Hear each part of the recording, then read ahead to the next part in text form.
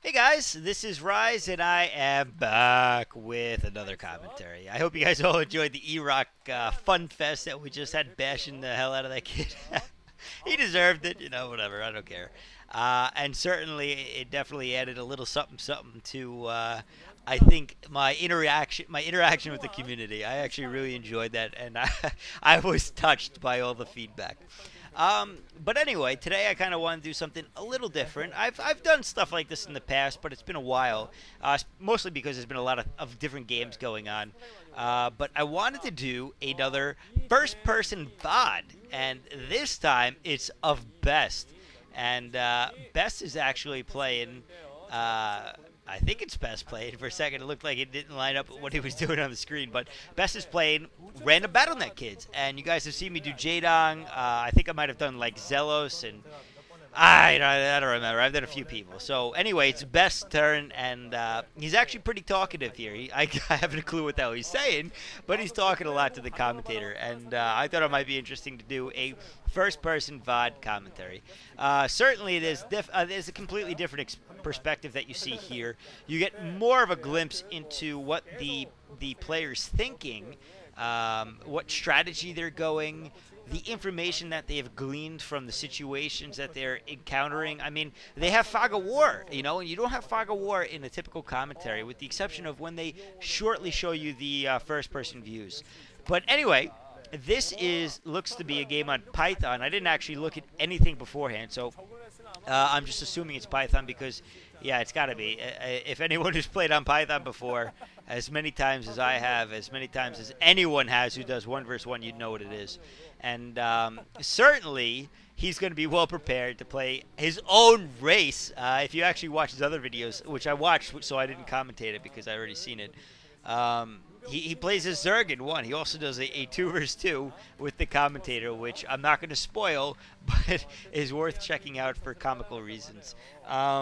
Anyway, let's go on to this game a little bit, kind of talk about what's going on. Right now, you're just seeing the beginnings of a Pro Gamer's APM at the beginning stages of the game, where he's just laying out his general tech, scouting, and trying to figure out what he's going to go.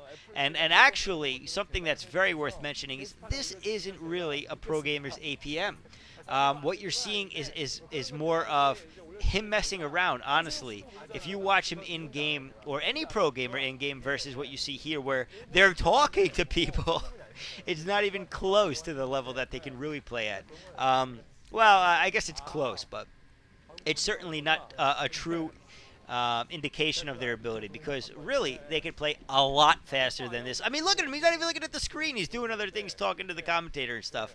So clearly he's not playing at his top form. But nonetheless, you see some interesting things from here. Some little ticks, some little ways that they move probes, and they building placement and scouting, and what they really look at on the minimap that you just don't get in a real game.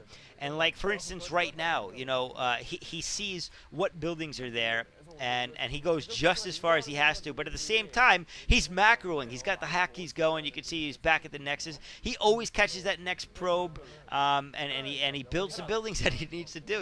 He's got one thing that we don't really talk about very much in our commentaries when doing a traditional one, is the fact that build orders and how important they are in the game of StarCraft. If you play StarCraft and you just play from what you've seen and how you feel, you're playing at a level way below anything below D+, basically, in IC Cup, for the most part. I mean, it's not entirely true, but that's a pretty good indication. The reason I say that is because build orders is what these pro gamers actually practice, The reason you practice build orders, and the build order is on, 16, I build a gateway, on 21, I build a pylon, I build gas, blah, blah, blah. And how many units they build. The reason why they practice, I know I'm taking a long time to get to the point, is because, like anything, the more you do something, the less you have to think about it. Has anyone ever used a Rubik's Cube, for instance? I mean, that's a great example. If you've ever done, and if you've never done it, you won't know what I'm talking about, I guess. But if you've learned the Rubik's Cube, you've learned the algorithms required, which I guess I'm letting the cat out of the bag. I know how to do it. The more you do it, the more you know the algorithms, the less you have to think about it. I mean, really, after a while, you barely even have to look at the cube to know what you're going to do next, and you'll perform up to maybe 12 moves, 12 turns without even thinking about it, because really it's not something you have to think about. You've done it so many times. It's repetitive. It's like teaching a dog how to sit.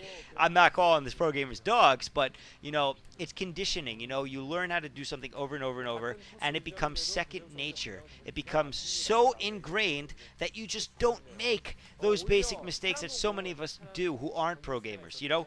I mean, it's just he knows his brain isn't even thinking about half the stuff that he's doing. It's just part of his job. It's just this is what has to happen next. I don't even have to think about it. And so just the fact that he's bouncing back between macroing and attacking, stuff like that, and the way he's arranging his goons right there. That he's not thinking about that. He just knows, that's the best formation to catch any units that come out of the base, because they're going to come out in a line most likely, and I'm going to have a nice arc. So it's just a very interesting concept that, once again, you don't really get to see very much. And whether I know a lot of players know that already, and I'm just trying to make a point, I guess, about the level of a pro gamer versus another person that typically, again, we don't get to see. And, now, I mean, you see how on top of things they are, right? If you've ever watched the video from Nooney, one of the things that he said in his videos is, he goes, for all you newbies who are watching me and wondering, how to do what I'm doing, all you got to do is be faster. That's it, Just do the same thing, but faster. And pro gamers are a great example of that, because it's true. The fact that they make a gateway as soon as possible, as soon as he has 150 minerals, that he has zealots pumping constantly, that, his general pace of game. You think about it like a processor, right? Oh, and we see the first big mistake from the pro gamer, which, remember, is because he's talking to someone. But anyway, getting back to what I was saying, it's like a CPU. It goes through the motions. It has so much processing power. The faster the processor, the better it is. Why? Oh, maybe if you're like me and you have to encode videos a lot because you do commentaries or something else. Well, guess what? The more computations that it can perform in a given amount of time, it just so happens that it'll be a lot faster, obviously. And it's the same way with pro gaming. And I don't know. Oh, and once again, he loses his shuttle. Oh, man, Bess, he is a funny guy.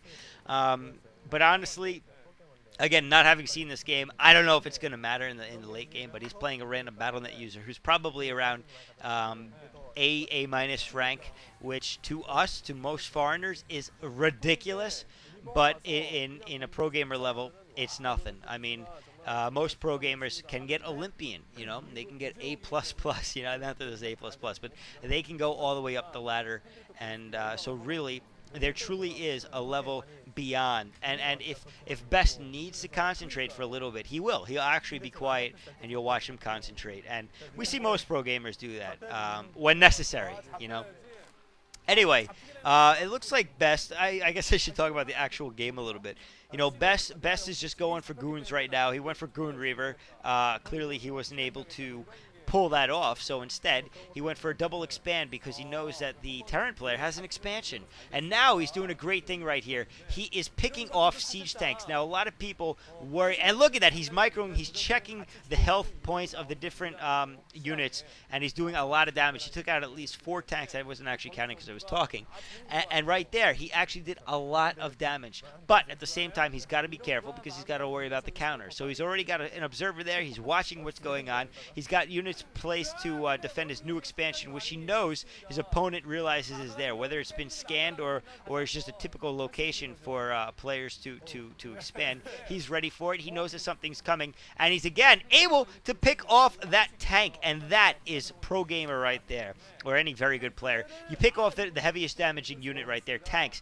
This is going to slow the Terran player down from being able to take him out, and really, so that's the critical point right now, that he knows he can mess around as long as he keeps taking out those tanks, because without those tanks, he can't actually come up with a full push. The opponent can't push him heavily, and so He's just going to continue to macro up and basically get his units out, and he knows that he can replenish most of his forces, with the exception of, versus, I guess, the speed that it takes to make a vulture. But it's going to take a lot more money and a lot more time to remake all those tanks in order for the Terran player to effectively push best. And so right now he's sitting pretty. He's macroing up. He's building a wall. You see the wall he's building. That's to prevent that vulture rest, because once he sees the vultures, he knows that it's very likely that it'll come. And same with those other pylons, although he'll probably have to throw some cannons up as the vultures begin to run by. But on top of it, you can notice that he's always looking at the mini-map. He knows when things are coming, and he's getting ready for a probe drill, actually. Actually, I don't know. It doesn't look like he's drilling. It looks like he's just going to get him out of there for now until he can get